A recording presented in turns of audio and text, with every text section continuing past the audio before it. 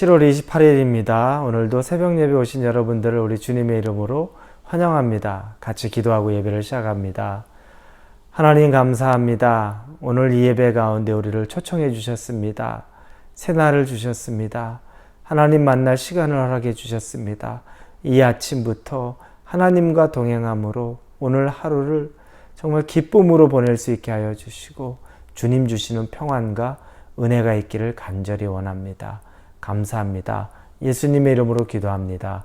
아멘. 네, 오늘 말씀은 사무엘 하입니다. 지난주까지 사무엘 상까지 봤고요. 오늘부터는 사무엘 하 1장 1절부터 16절까지입니다. 사무엘 하 1장 1절에서 16절입니다. 사무엘 하 1장 1절에서 16절 같이 읽도록 합니다. 사울이 죽은 후에 다윗이 아말렉 사람을 쳐 죽이고 돌아와 다윗이 시글락에서 이틀을 머물더니 사흘째 되는 날에 한 사람이 사울의 진영에서 나왔는데 그의 옷은 찢어졌고 머리에는 흙이 있더라. 그가 다윗에게 나와 땅에 엎드려 절하매 다윗이 그에게 묻되 너는 어디서 왔느냐 하니 대답하되 이스라엘 진영에서 도망하여 왔나이다 하니라. 다윗이 그에게 이르되 일이 어떻게 되었느냐 너는 내게 말하라. 그가 대답하되 군사가 전쟁 중에 도망하기도 하였고 무리 가운데 엎드러져 죽은 자도 많았고 사울과 그의 아들 요나단도 죽었나이다 하는지라. 사울이 자기에게 알리는 청년에게 묻되 사울과 그의 아들 요나단이 죽은 줄을 네가 어떻게 아느냐. 그에게 알리는 청년이 이르되 내가 우연히 길보아산에 올라가 보니 사울이 자기 창에 기대고 병거와 기병은 그를 급히 따르는데 사울이 뒤로 돌아 나를 보고 부르시기로 내가 대답하되 내가 여기 있나이다 한즉 내게 이르되 너는 누구냐 하시기로 내가 그에게 대답하되 나는 아말렉 사람이니이다 한즉 또 내게 이르시되 내 목숨이 아직 내게 완전히 있으므로 내가 고통 중에 있나니 청하건대 너는 내 곁에 서서 나를 죽이라 하시기로 그가 엎드려진 후에는 설 수 없는 줄을 내가 알고 그의 곁에 서서 죽이고 그의 머리에 있는 왕관과 팔에 있는 고리를 벗겨서 내 주께로 가져왔나이다 하니라. 이에 다윗이 자기 옷을 잡아 찢으매 함께 있는 모든 사람도 그리하고 사울과 그의 아들 요나단과 여호와의 백성과 이스라엘 족속이 칼의 죽음으로 말미암아 저녁 때까지 슬퍼하여 울며 금식하니라. 다윗이 그 소식을 전한 청년에게 묻되 너는 어디 사람이냐 대답하되 나는 아말렉 사람이 곧 외국인의 아들이니다니. 다윗이 그에게 이르되 내가 어찌하여 손을 들어 여호와의 기름 부음 받은 자 죽이기를 두려워하지 아니하였느냐 하고 다윗이 청년 중 한 사람을 불러 이르되 가까이 가서 그를 죽이라 하며 그가 치매 곧 죽으니라. 다윗이 그에게 이르기를 내 피가 내 머리로 돌아갈지어다. 내 입이 내게 대하여 증언하기를 내가 여호와의 기름 부음 받은 자를 죽였노라 함이니라 하였더라. 사무엘 하의 시작은 다윗이 사울의 죽음을 아는 것부터 시작합니다. 사무엘상의 마지막이 사울이 블레셋과의 전쟁에서 죽는 장면이 나옵니다. 이 장면에서 이제 우리는 다윗이 블레셋 편에 서서 원래는 이스라엘과 싸워야 되는데 하나님의 은혜로 다윗은 곤란한 처지에 놓이지 않고 블레셋 편에 가담하지 않은 채 자기의 성읍 시글락으로 돌아오는 것을 우리는 이미 말씀을 살펴보았습니다. 감사하게도 그 성읍에 돌아와서 이제 그때는 이제 아말렉 사람들에 의해서 자기 아내나 자기 백성들이 다 잡혀가서 포로로 잡혀갔던 것을 다시 다 회복하고 돌아온 이유입니다.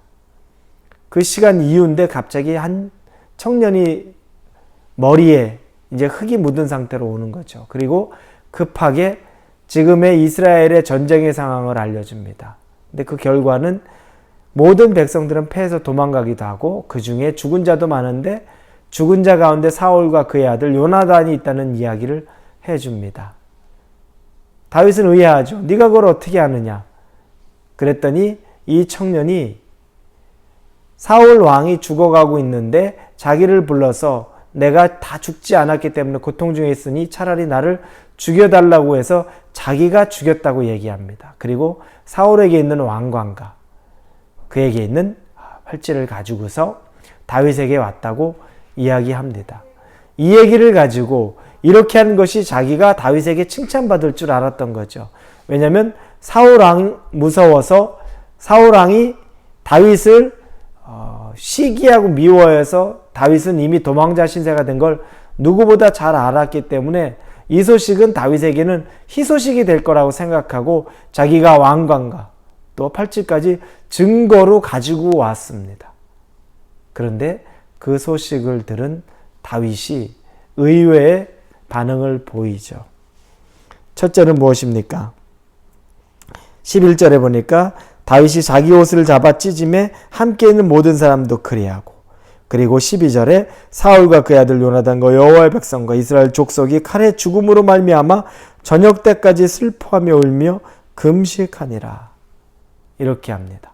그리고 나서 사울을 죽였다고 말한 그 청년을 죽게 만듭니다. 네가 하나님으로부터 기름 부음 받은 자를 죽였다고 스스로 말하였으니 네 피가 네 잘못이 너의 행동 때문이다라는 것을 말하면서 그를 죽이게 됩니다.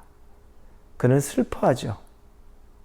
다윗의 슬픔은 우리가 읽진 않았지만 그 뒤에 보는 말씀, 우리가 읽지 않은 1장 17절부터 27절까지 애가 슬퍼하는 노래, 조가 죽은 자를 향해서 부르는 노래로 특히 사울과 요나단에 대해서 노래를 부릅니다.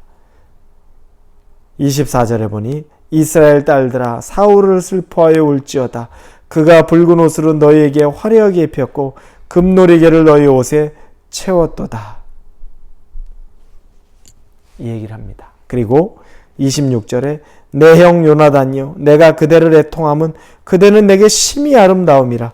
그대가 나를 사랑함이 기이하여 여인의 사랑보다 더하였도다.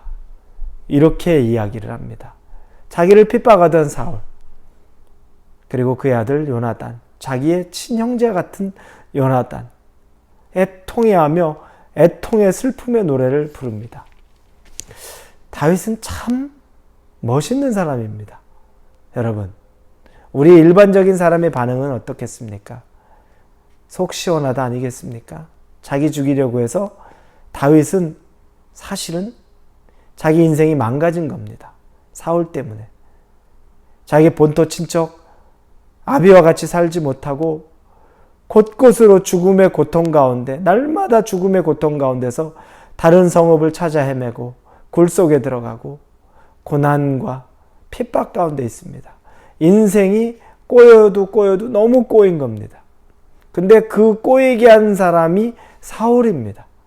그리고 그 사람은 죽었습니다. 자기가 죽인 것 아닙니다. 전쟁 가운데 죽었습니다. 그러면 이제 내가 두 다리 뻗고 살겠다. 속 시원하다. 네가 지은 죄 때문에 네가 결국 벌 받았구나. 그럼 그렇지. 우리 그 말 나올 수 있겠죠. 다윗 그렇지 않습니다. 정말로 슬퍼하면서 옷을 찢고 머리를 풀어헤치며 금식합니다. 그리고 슬픔의 노래로 모두들 사울 왕이 죽은 것을 보고 슬퍼하여라. 그가 너희들에게 행했던 것들, 너에게 베풀었던 것들, 그가 붉은 옷으로 너희에게 화려하게 입혔고 금노리개를 너희 옷에 채웠도다. 그를 위해 슬퍼하라 얘기합니다. 우리의 삶에서도 여러분, 세상은 양육 강식이라고 말합니다. 강한 자가 살아남고 약한 자가 죽는 걸 당연하게 여깁니다. 그래서 강해야 되고 내가 살려면 다른 사람이 죽어야 됩니다. 내가 성공하려면 누군가는 실패해야 됩니다. 한 자리를 놓고 둘이 싸우게 돼 있습니다. 이게 세상의 법칙입니다. 우리는 거기에 철저히 순응하게끔 배웠습니다. 그렇게 살아가라. 짓누르라.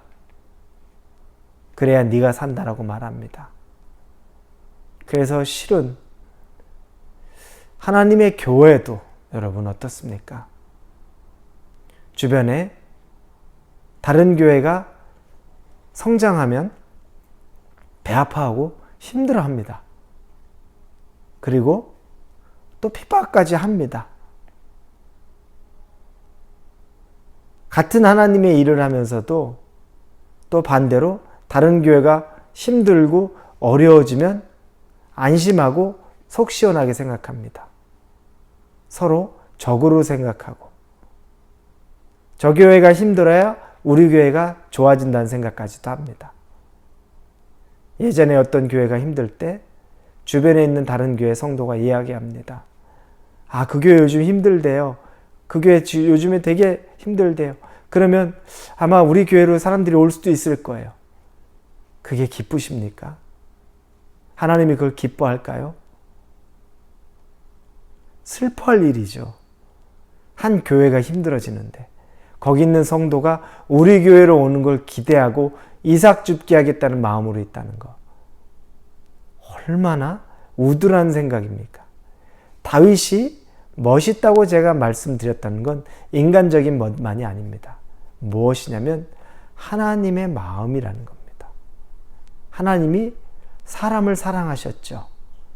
그리고 사람의 고통과 아픔을 보면서 그분이 속 시원하게 느끼는 것보다 안타까워합니다.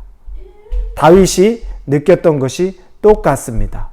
다윗은 하나님이 슬퍼하는 것, 어려운 것, 사울을 보고 하나님이 진노하셔서 그를 죽게 만들었지만 당신이 세웠던 왕이었고 당신이 만들었던 인간이기 때문에 하나님은 또 얼마나 슬퍼하고 마음이 어려웠겠습니까? 다윗도 똑같은 마음을 품은 겁니다. 하나님의 마음을 품는 것. 그래서 다윗은 멋진 사람이라는 겁니다. 오늘 하루를 살아가시면서 다른 사람의 슬픔이 나의 행복이 됩니까? 다른 사람의 어려움이 나에게 기회가 됩니까? 이 코로나 바이러스의 팬데믹이 나에게는 오히려 좋은 비즈니스의 기회가 됩니까? 아니요. 어려운 사람이 있습니다. 힘든 사람이 있습니다. 같이 어려워하고 같이 힘들어하는 게 하나님 말씀입니다. 슬퍼하는 자들과 같이 슬퍼하고 웃는 자들과 같이 웃을 수 있는 것.